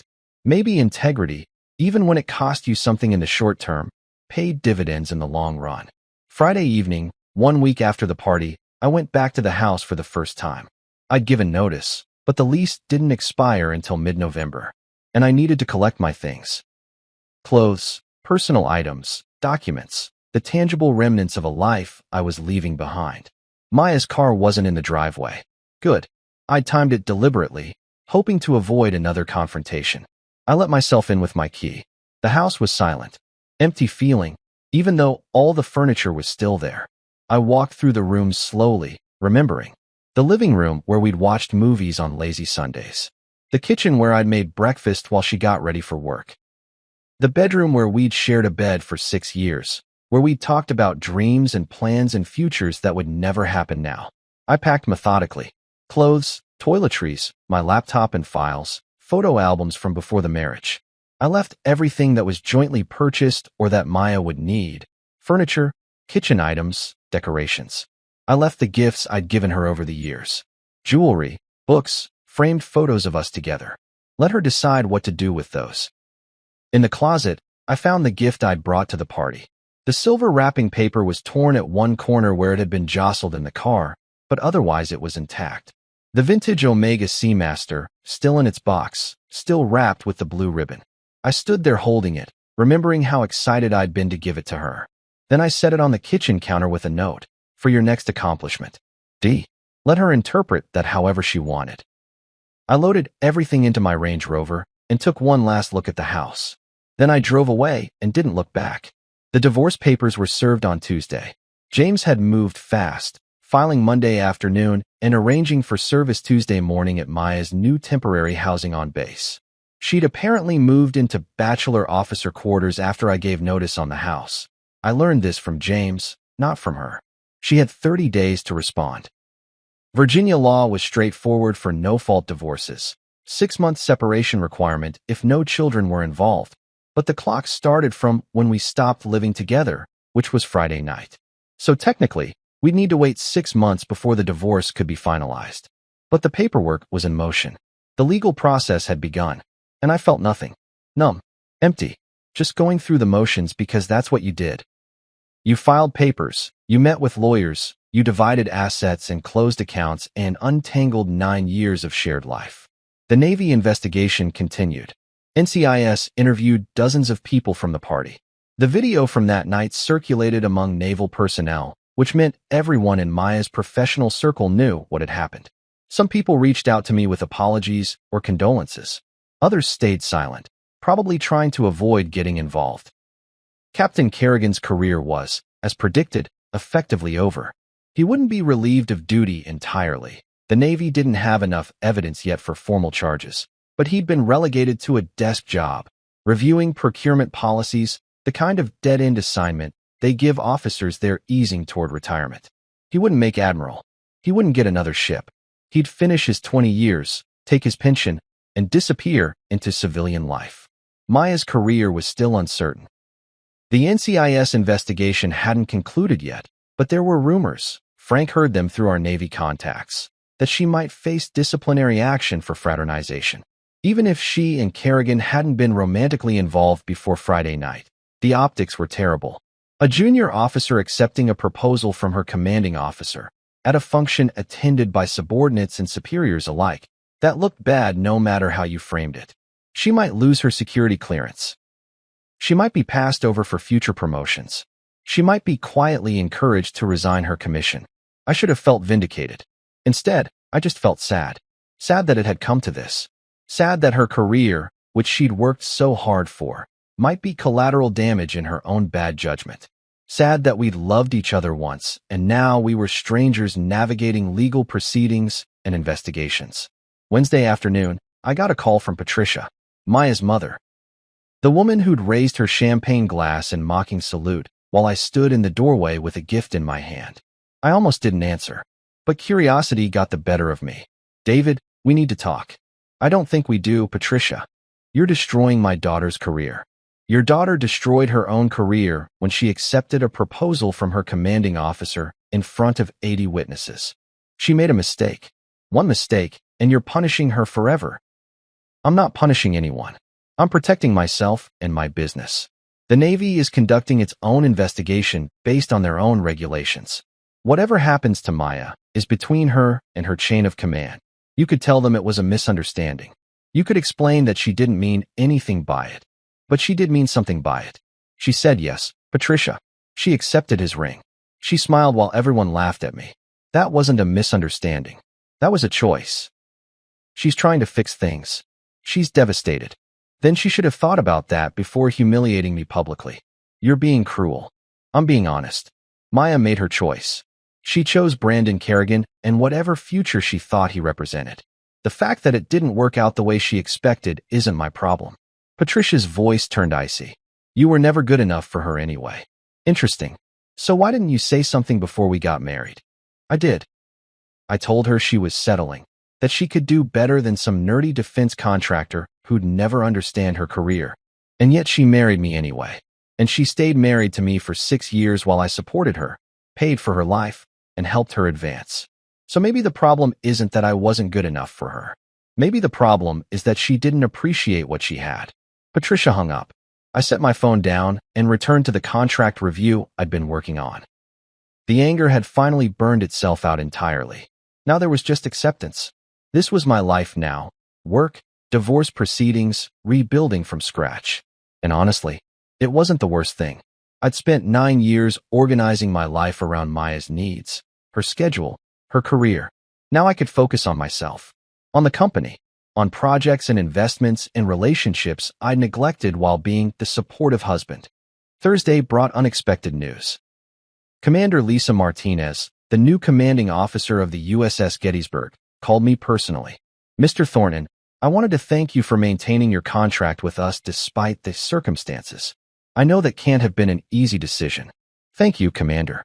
I appreciate that. I also want to assure you that we're going to be the best clients you've ever worked with. Your equipment is critical to our mission, and I won't let personal drama interfere with that relationship. I appreciate the professionalism. One more thing. I reviewed the maintenance logs for your systems. Your team has been exemplary. I know there was talk about you pulling out of other Navy contracts, but I'd like to make a case for expanding our relationship instead. We have 3 more cruisers coming into Norfolk for upgrades next year. Would Thornton Defense Solutions be interested in bidding on those contracts? I blinked, surprised. Absolutely. Send me the specifications and timeline. Will do. And Mr. Thornton?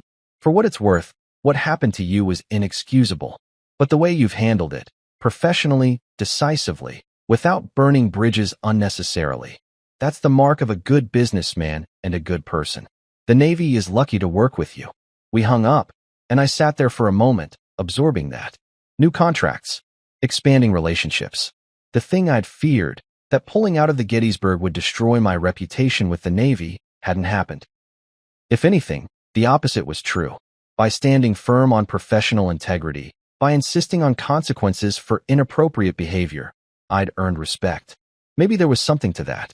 Maybe integrity, even when it cost you something in the short term, paid dividends in the long run. Friday evening, 1 week after the party, I went back to the house for the first time. I'd given notice, but the lease didn't expire until mid-November, and I needed to collect my things. Clothes, personal items, documents, the tangible remnants of a life I was leaving behind. Maya's car wasn't in the driveway. Good. I'd timed it deliberately, hoping to avoid another confrontation. I let myself in with my key. The house was silent, empty feeling, even though all the furniture was still there. I walked through the rooms slowly, remembering. The living room where we'd watched movies on lazy Sundays. The kitchen where I'd made breakfast while she got ready for work. The bedroom where we'd shared a bed for 6 years, where we'd talked about dreams and plans and futures that would never happen now. I packed methodically. Clothes, toiletries, my laptop and files, photo albums from before the marriage. I left everything that was jointly purchased or that Maya would need. Furniture, kitchen items, decorations. I left the gifts I'd given her over the years. Jewelry, books, framed photos of us together. Let her decide what to do with those. In the closet, I found the gift I'd brought to the party. The silver wrapping paper was torn at one corner where it had been jostled in the car, but otherwise it was intact. The vintage Omega Seamaster, still in its box, still wrapped with the blue ribbon. I stood there holding it, remembering how excited I'd been to give it to her. Then I set it on the kitchen counter with a note. For your next accomplishment. D. Let her interpret that however she wanted. I loaded everything into my Range Rover and took one last look at the house. Then I drove away and didn't look back. 6 months passed. The divorce was finalized on a Tuesday in April. Maya and I met once, briefly, in the lawyer's office to sign the final papers. We didn't speak beyond professional pleasantries. James had done his job well. The settlement was clean, fair, and exactly what I'd asked for. Maya walked away with her share of our joint savings and her personal property. I kept the company, my investments, and my self-respect. The Navy investigation concluded in February. Captain Brandon Kerrigan was quietly retired with an administrative discharge. Not dishonorable, but not honorable either. The official reason cited conduct unbecoming an officer. He didn't fight it. Maya was officially reprimanded for fraternization and failure to maintain appropriate professional boundaries. She wasn't discharged, but she was reassigned to a shore duty billet at a logistics command in Jacksonville, Florida, a career dead end, basically. Her path to commander was effectively closed. I heard through mutual acquaintances that she and Kerrigan weren't together anymore. Whatever relationship they'd had, or thought they'd have, hadn't survived the fallout. I felt nothing hearing that. No satisfaction, no vindication, just nothing. Thornton Defense Solutions thrived. Commander Martinez's recommendation led to 3 new Navy contracts worth $67 million combined. Our reputation for integrity and professionalism spread, and we started getting calls from other military branches and even international clients. By the end of the fiscal year, our revenue had grown to $210 million, a 23% increase over the previous year.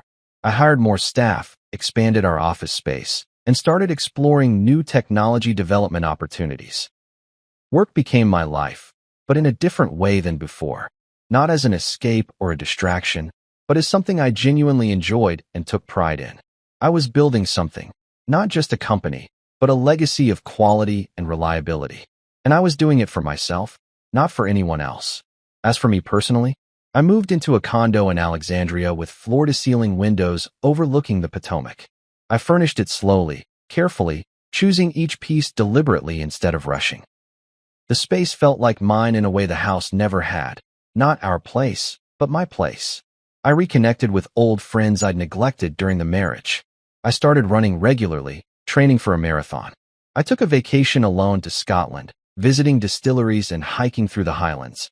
And I didn't think about Maya once the entire trip. I dated, casually, nothing serious. I wasn't ready for serious. Maybe I never would be again.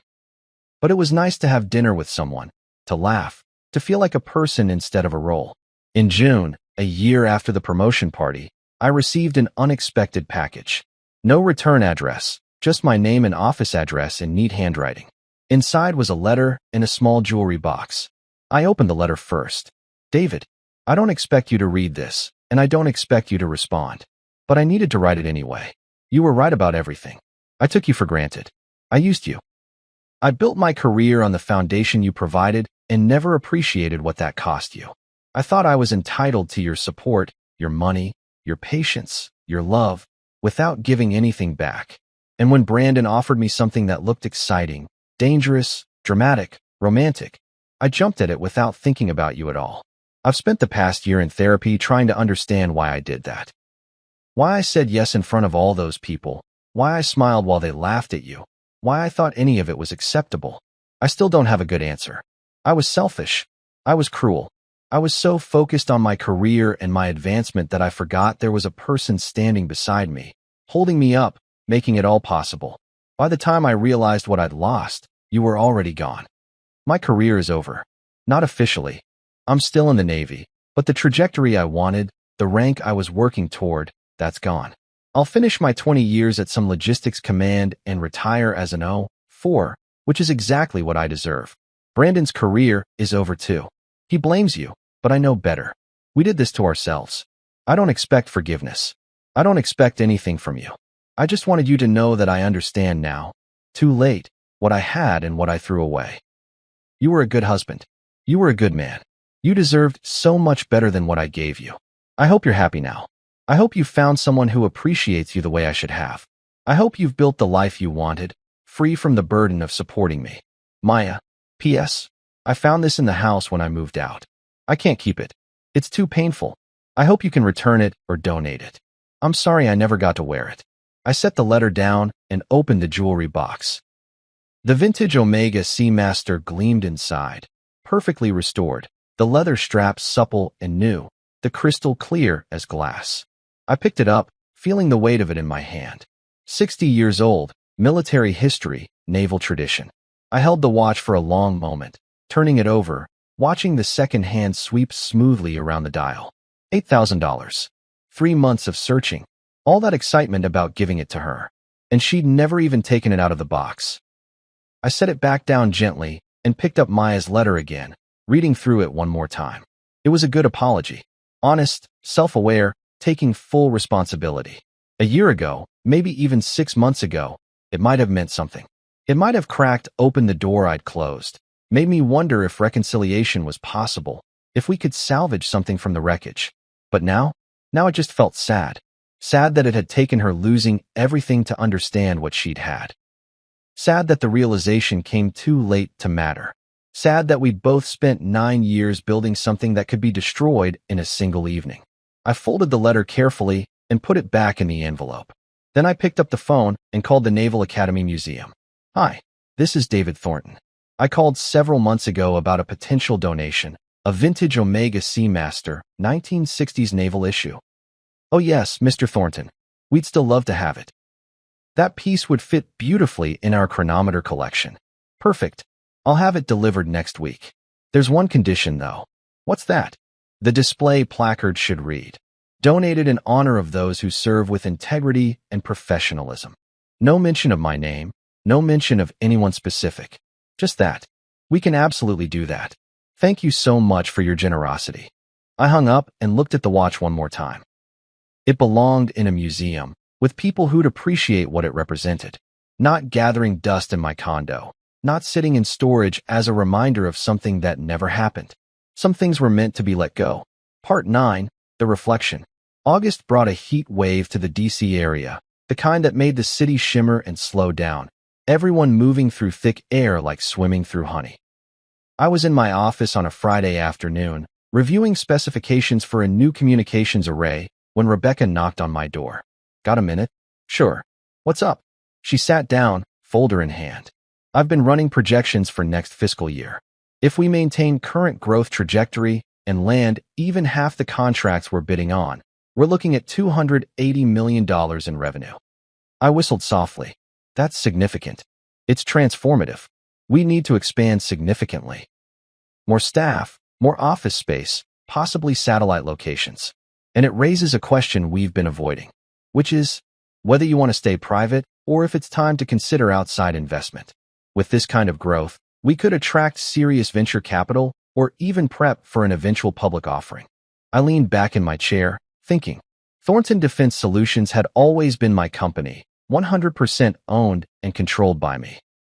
That autonomy had let me make decisions like withdrawing from the Gettysburg contract without needing board approval or investor consent.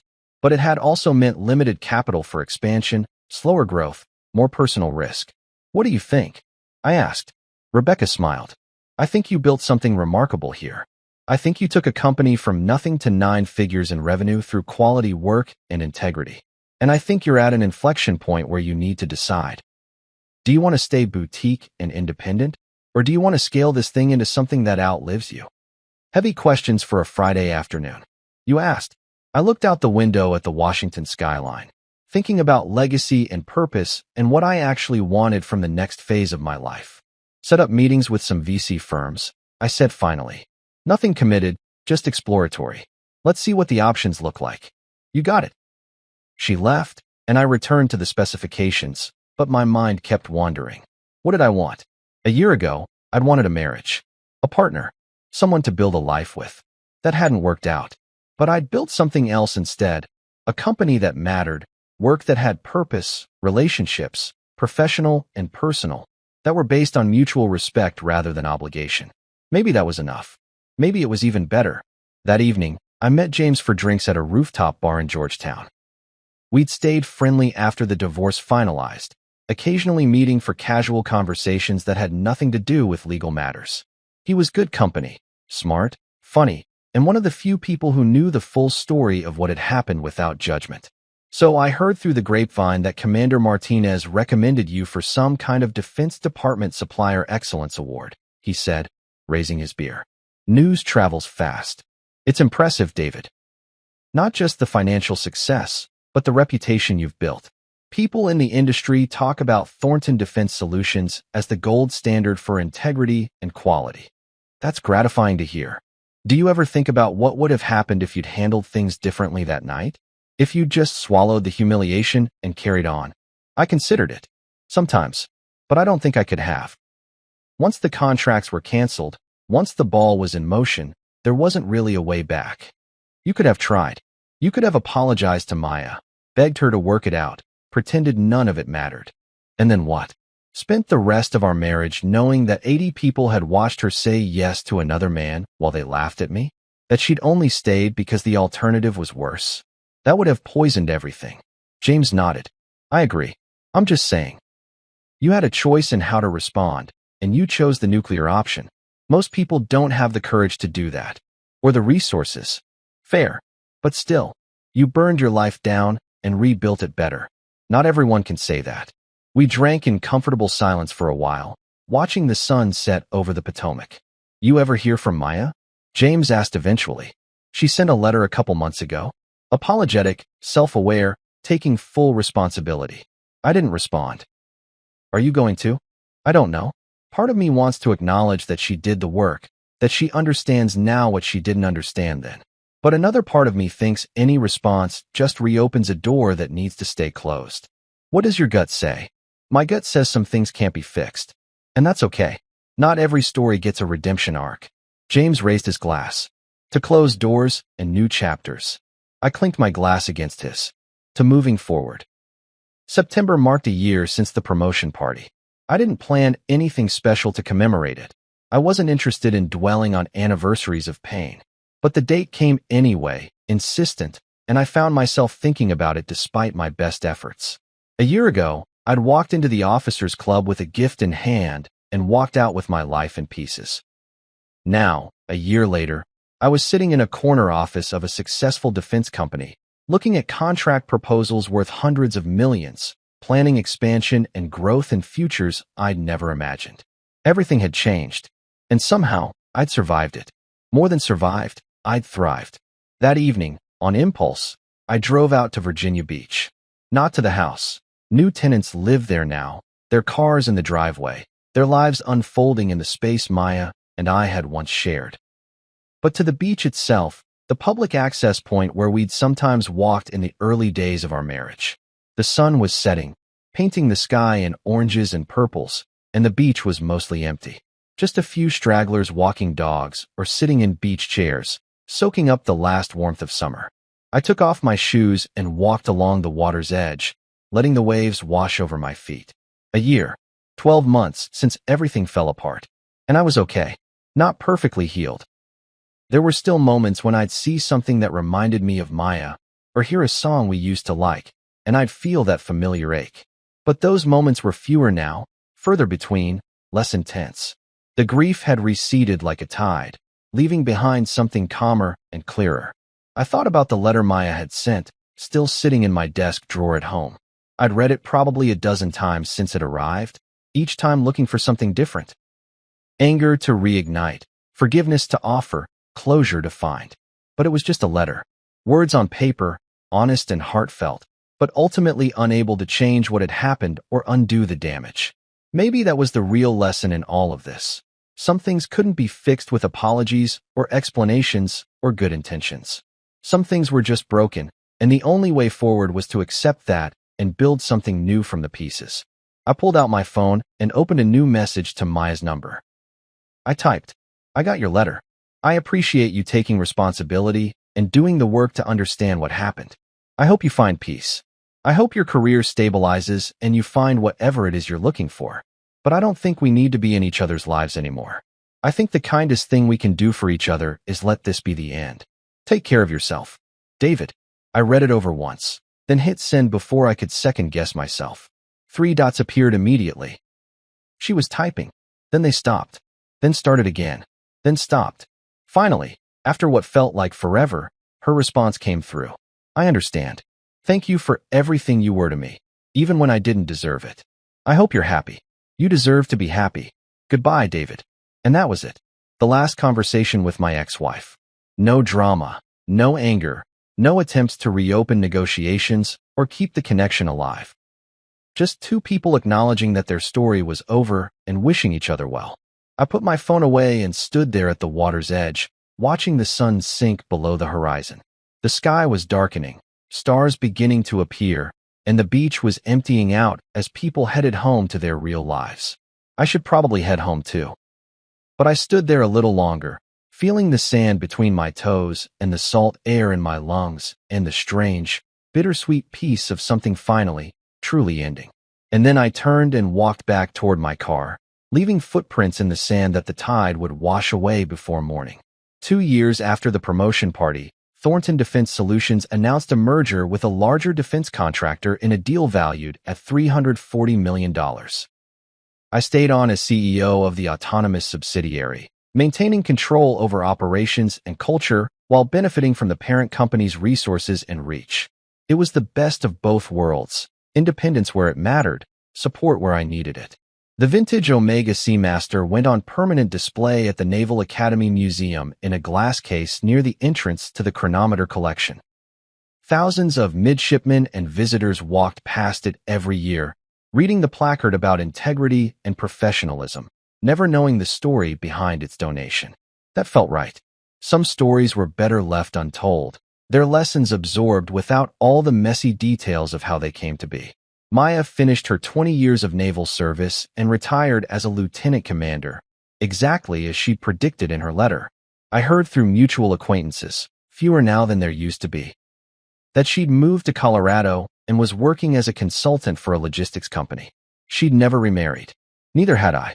Some people weren't meant for second chances at marriage. Some people learned their lessons and carried them differently. Captain Brandon Kerrigan disappeared into civilian life. I never heard what became of him, and I never looked him up. Some people didn't deserve the real estate in my thoughts. As for me, I built the life I wanted. The company grew and evolved. My personal life found its own rhythms: close friendships, occasional romantic relationships that didn't progress to marriage but brought joy and companionship anyway, hobbies and interests I'd neglected during the years of being the supportive husband.